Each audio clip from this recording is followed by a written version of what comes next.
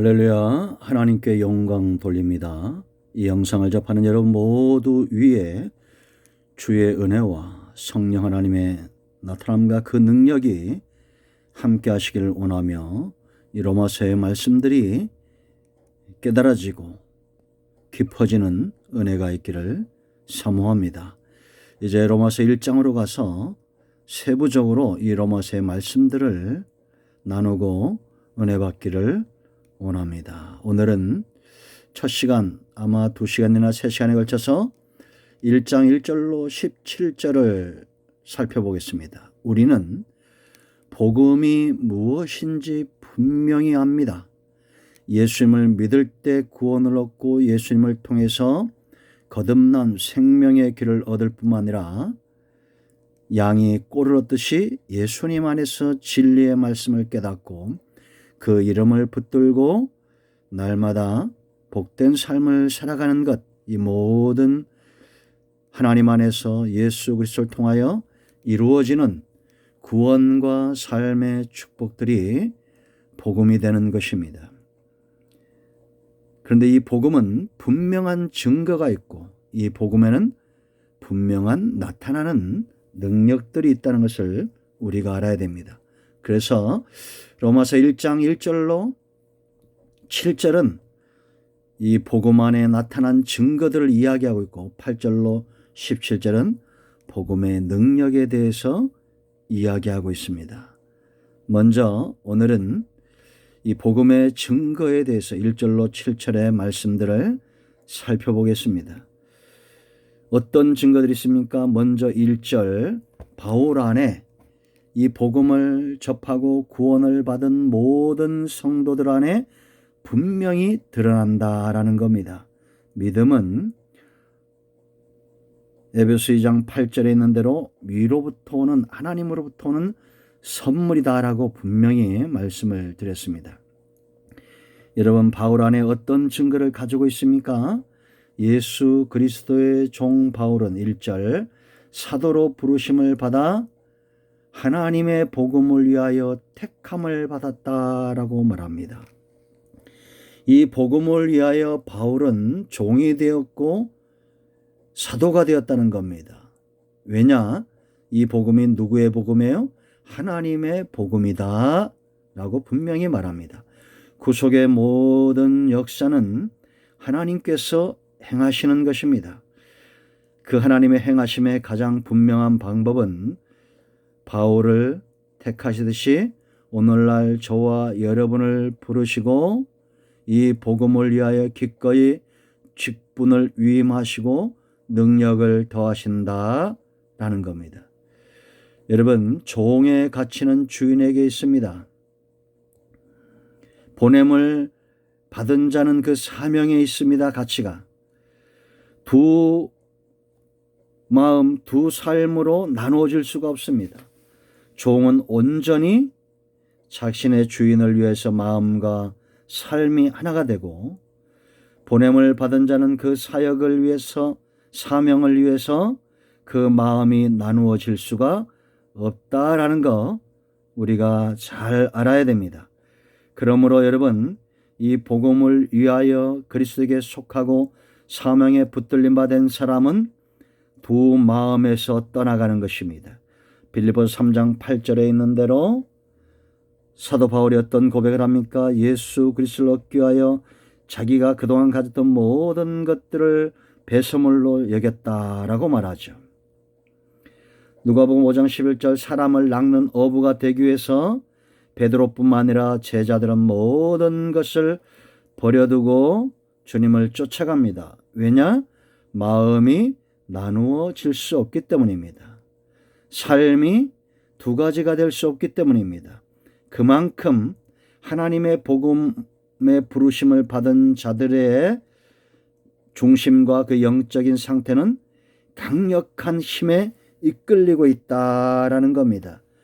여러분, 예수님 당시에는 누구의 종이냐가 그 사람의 가치였어요.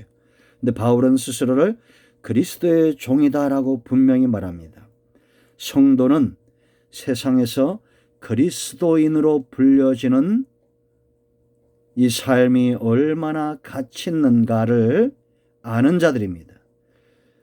여러분의 온 뜻과 온 마음과 힘과 정성을 다 그리스도의 종으로 사는 이 가치에 부여하시기 바랍니다.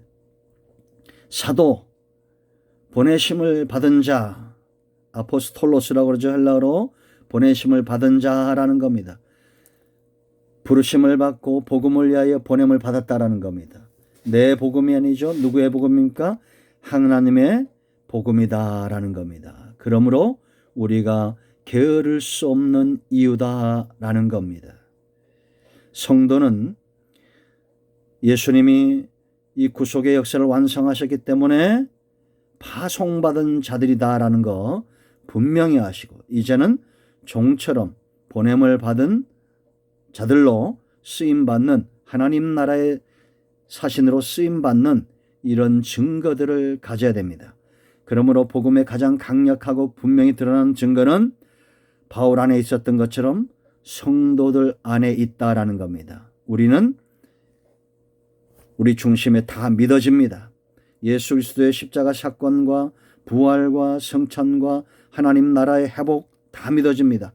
장차 하나님 나라가 임할 것도 믿어집니다. 천국도 믿어지고 지옥도 믿어집니다. 선물로 주어졌기 때문입니다. 그렇다면 이제 그 삶의 종으로, 사도로 보냄을 받은 자들로, 사명자로 쓰임받는 일의 증거를 가져야 될 줄로 믿습니다. 두 번째, 이 복음의 가장 강력한 증거 두 번째는 성경대로예요. 2절 말씀 보세요. 이 복음은 그렇습니다. 하나님이 선자들을 통하여 그의 아들에 관하여 뭐라 했습니까? 성경에 미리 약속하신 것이다 라고 말합니다. 여러분, 하나님의 일하심에 대한 증거는 성경에 그대로 드러나는데요. 그 누구라도 성경이 말하는 것 외에 다른 복음을 말하거나 다른 것을 말하면 그는 저주를 받을 것이다 라고 갈라디아서 1장 8절 9절에 분명히 말하고 있습니다. 그러므로 우리는 성경을 떠나서 구주 되신 예수님을 만날 수 없다는 것을 아셔야 됩니다. 성경에 분명히 그리스도에 대해서 분명히 말하고 있다는 겁니다. 창세기 3장 15절, 이사야 9장 1절로 7절, 이사야 53장 1절로 9절, 미가서 5장 2절, 스가랴 9장 9절, 사도행전 4장 12절, 예수님의 생애는 성경을 다 이루는 삶이셨다라는 거, 요한복음 20장 28절로 30절. 세상에 그 어떤 사람도 성경의 요구를 감당할 수 없다라는 것. 누가 여러분 성경대로 사는 이 무게를 감당할 수 있겠습니까? 오직 예수님만이 성경대로 태어나시고 성경대로 사시고 성경대로 사역을 감당하시고 하나님의 뜻을 이루시고 완성하신 분은 오직 예수님 외에는 없다는 것을 아셔야 됩니다. 미혹되지 말아야 됩니다. 마지막 때가 되면 이 메시아의 위치에 서서 이 복음을 흐리는 자들이 많을 겁니다.